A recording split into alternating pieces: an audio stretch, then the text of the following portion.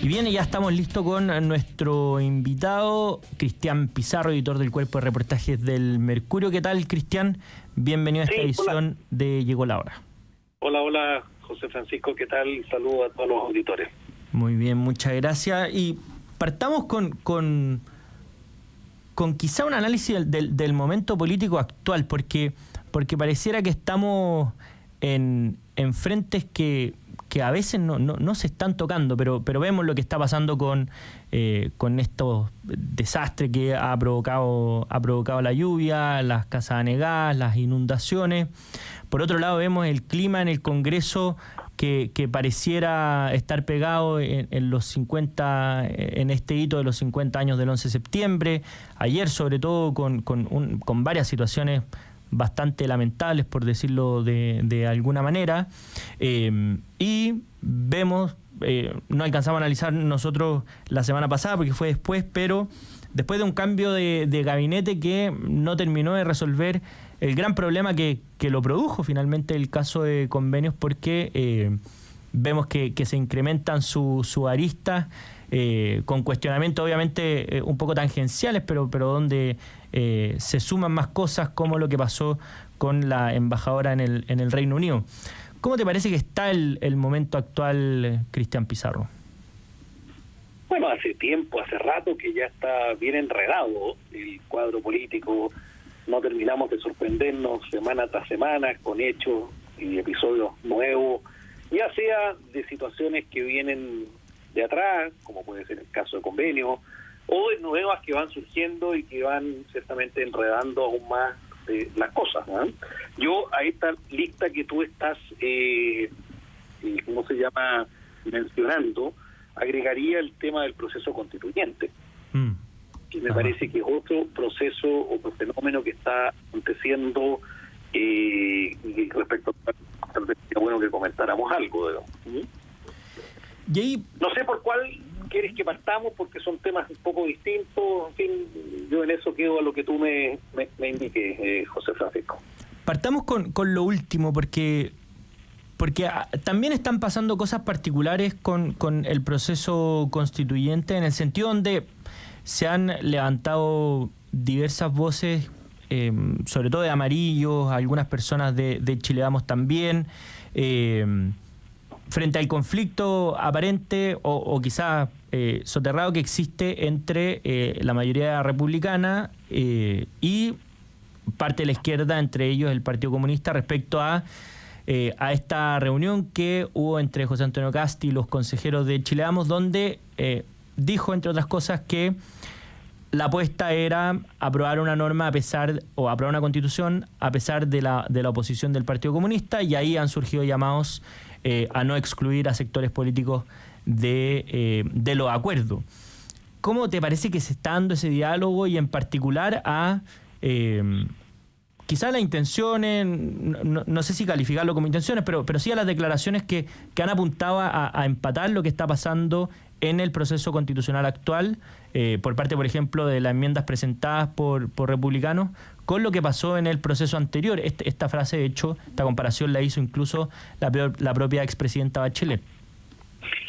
Mira, yo lo que primero advierto respecto del proceso constituyente actual es que está generando, y lo hemos dicho en un programa anterior, muy poco interés por parte de la ciudadanía, y eso me parece altamente preocupante.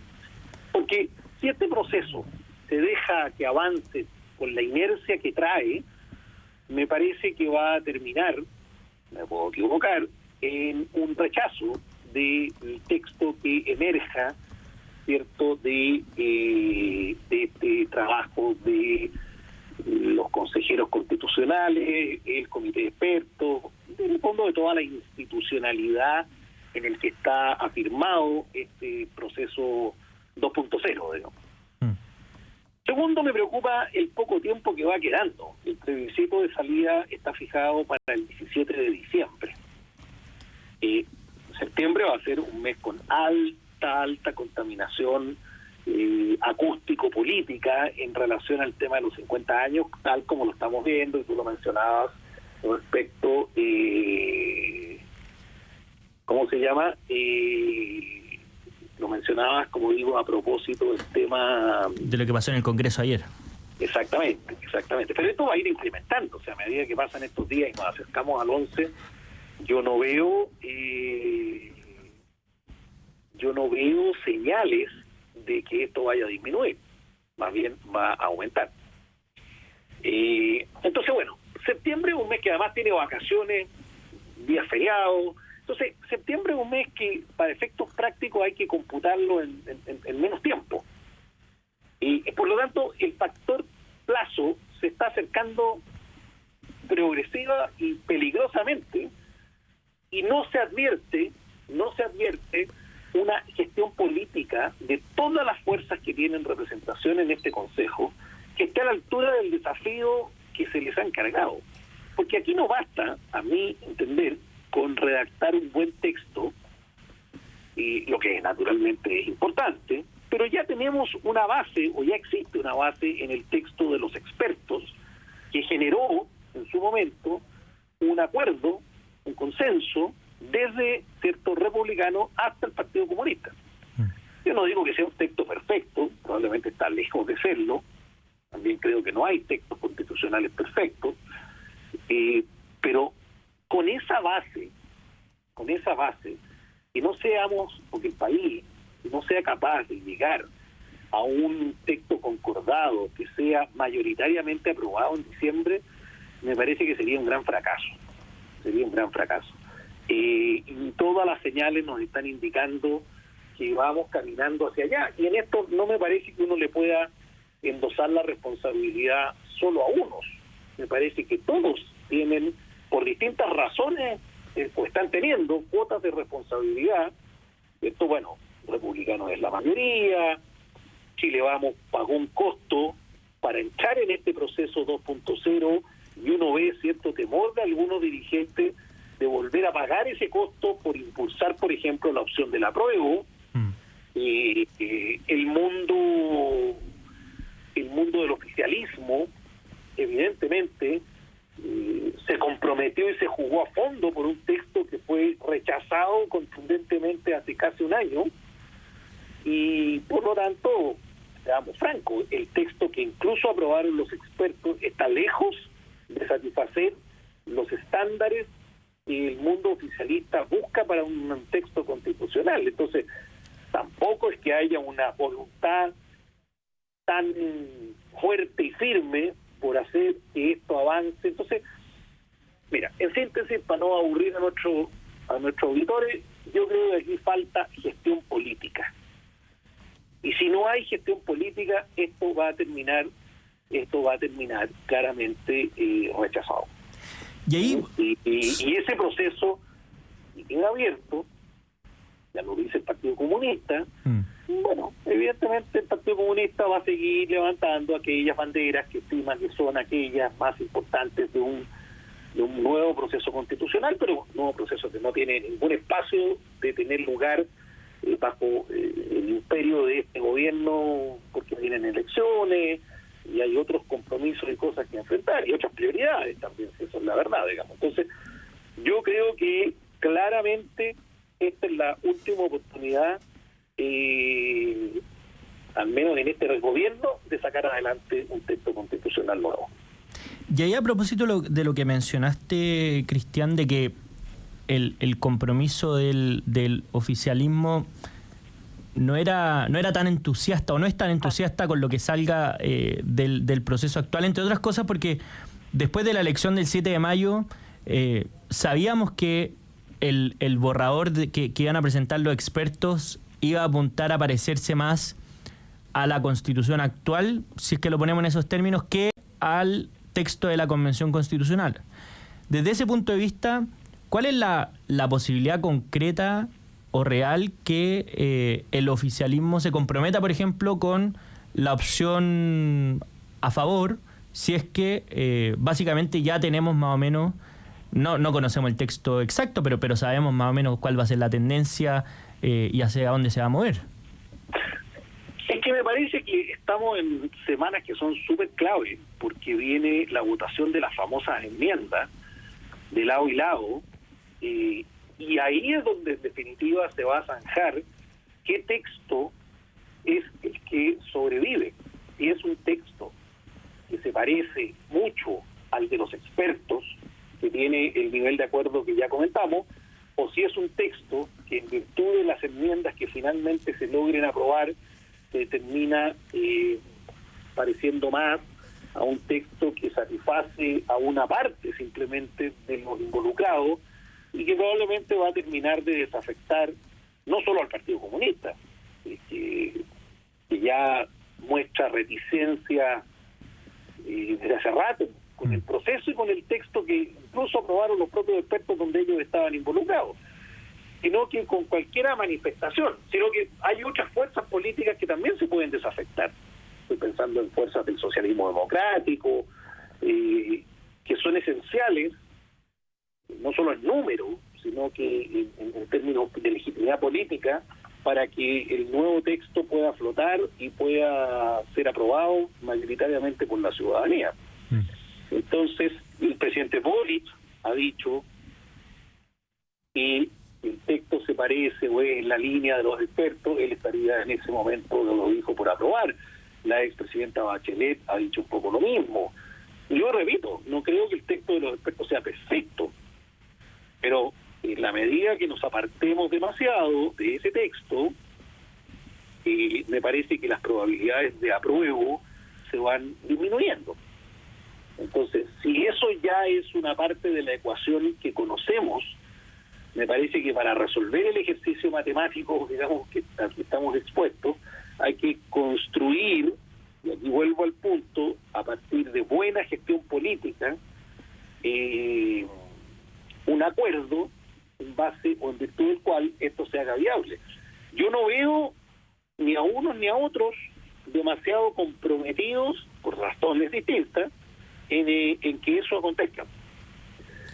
Alguien me decía en estos últimos días que probablemente, y ahí pasamos a ver otro tema, el efecto 50 años y este clima de polarización, etcétera, que hay hoy día vigente y muy imperante en el país, puede estar dificultando el diálogo político, no solo para otras temas de materia, sino que también para este tema constitucional. Y digo, ojalá que así sea, y que pasando el 11 y el 18, que ustedes tienen esos días de unidad nacional, efectivamente esto se vaya más por un tubo y no estemos enfrascados a últimos días de septiembre, 1 de octubre, en unas disputas al interior del Consejo que hagan prever con toda claridad que esto va camino al fracaso, o por lo menos al rechazo.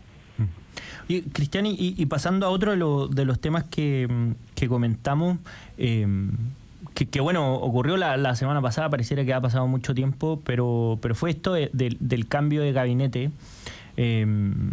porque una cuestión que ocurrió fue la renuncia del ministro Jackson en otro momento, después la renovación o el cambio de gabinete, todo esto en el marco, al menos en el marco político del caso Convenio y las consecuencias políticas que ha tenido, pero vemos que uno de los involucrados, entre comillas, o de los ministerios más involucrados, como el ministro Carlos Montes, sigue en su cargo. Se han abierto otras aristas esta semana. Además, se suma esto de los aluviones que políticamente ayuda a, entre comillas, a distraer el problema anterior. ¿Cómo se ve esa encrucijada y si el gobierno va a poder dar vuelta a la hoja, finalmente, que me imagino era la idea con el cambio de gabinete, esta crisis que está viviendo a propósito del caso Convenio? A mí me parece que el caso Convenio, el así llamado caso Convenio, va a seguir generándole problemas al gobierno, entre otras razones porque la crisis ha sido bastante mal gestionada, pero también porque el caso Convenio tiene muchas aristas y muchos flecos.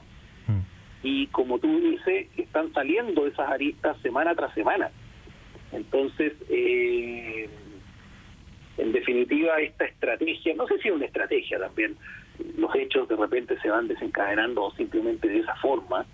Esto de ir cortando el salame por lonja va generando ciertamente más dolor, más problemas, más sangramiento.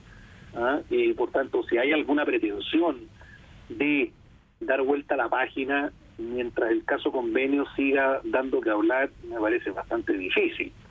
Ahora, mirado con muy poca perspectiva, porque como tú dices, el cambio acaba de ocurrir, pero la salida del ministro Jackson evidentemente descomprimió una parte del problema, pero no la totalidad, porque el cambio de gabinete, analizado en sí mismo, no solo en función de la crisis de los convenios, introdujo otros problemas. Que es un poco, José Francisco, creo yo, la tónica de este gobierno. Este gobierno muchas veces, por tratar de resolver un problema, genera otro. Porque el cambio de gabinete, uno no puede pretender que un cambio de gabinete surta todos los efectos, ¿cierto?, que uno quisiera. Porque, como todas las cosas, los efectos muchas veces son acotados. Entonces, aquí se trata de dar vuelta a la página, de sacar a las personas que estaban más contaminadas con el caso convenio, se trata de castigar aparentemente a un partido que es Revolución Democrática, pero se premia de pasar al Partido Comunista. Entonces es un cambio de gabinete que, como tiene tantos objetivos simultáneos, no logra cumplir con ninguno de ellos a cabalidad. Entonces se genera un nuevo cuadro o un nuevo escenario de dificultades. Y eso naturalmente es un nuevo problema que surge. Piensa tú que después del cambio de gabinete, ¿de qué se estaba conversando? Se estaba conversando de la arremetida del Partido Comunista en el gobierno. Claro. Que terminó llegando a un ministerio tan importante como el Ministerio de Educación, ¿cierto? Además de la Secretaría General de Gobierno y además del Ministerio del Trabajo, que maneja o administra una de las principales reformas como es la previsional. Entonces, se termina hablando a fin de la semana, más que del efecto que descomprimidor del cambio de gabinete para la crisis de convenio, termina el gobierno entrampado, ¿cierto?, o enredado en la discusión del rol preponderante del Partido Comunista en esta pasada. Entonces, cuando las cosas se hacen mal o con desprolijidad, tú terminas generando nuevos problemas. Y eso es lo que me da la impresión que es lo que ocurrió, al menos en cuanto al tema del cambio de gabinete. Ahora, en el tema de los temporales, estamos en otro problema, porque aquí ha habido evidentes problemas de gestión, o más bien de prevención. Después del frente de mal tiempo que hubo a fines de junio, hay localidades que se han vuelto a inundar y a anegar completamente, como por ejemplo en la zona de Coltauco, en la sexta región. Es una cuestión, digámoslo así, humanitariamente imperdonable. Son las mismas personas, las mismas casas, los mismos locales comerciales que están. Entonces, eso naturalmente se transforma en un problema político. No solamente un problema de que faltan retroexcavadoras, máquinas, no. Hay un problema de gestión política, de gestión de gobierno incluso, más que de gestión política. Entonces, por ejemplo, una de las cosas que se ha conversado durante la jornada de hoy es la ausencia en terreno del ministro Montes. ¿Por qué? Porque el ministro Montes es la cara del problema de los convenios que subsiste dentro del gobierno. Entonces, no se sacó al ministro Montes en el cambio de gabinete porque el Partido Socialista puso el grito en el cielo de que al señor Montes no lo sacaban. Pero resulta que dejarlo adentro significa problemas como los que estamos viendo en este minuto. El ministro Montes se tiene que restar del terreno, porque el terreno implica claramente cámaras de televisión, medios de comunicación, y el ministro Montes no es en este momento un buen rostro para personificar a un gobierno eficaz que está resolviendo problemas de la gente que se está inundando y que está con el agua hasta el cogote. Entonces ahí tenemos otro vínculo con un problema que tiene que ver con un desastre natural, digámoslo, pero que está contaminado por este factor que tú también estás comentando, digamos. Y, Cristian, y a propósito de eso mismo, yo sé que lo hemos comentado en varios programas, que es esta frontera o esta grieta que cada vez se abre más entre el gobierno, entre el Frente Amplio en particular, o Apruebo Dignidad, y el socialismo democrático, que un poco el cambio de gabinete no mueve esa relación, y entre otras cosas probablemente no sale el ministro Montes para no afectar esa relación. Pero a propósito de una cuestión que que quizás puede parecer accesoria, a mí me llamó la atención que, a propósito de lo que pasó con la embajadora del Reino Unido, el socialismo democrático fuera a pedir la renuncia inmediatamente. Que son cuestiones que en general, y esto en particular, por ejemplo, fue la presidenta del Partido Socialista, Paulina Bodanovich, en general uno espera del oficialismo que al menos sea más cauto o no tenga estas críticas abiertas ni menos por la prensa. ¿Cómo lo ves tú?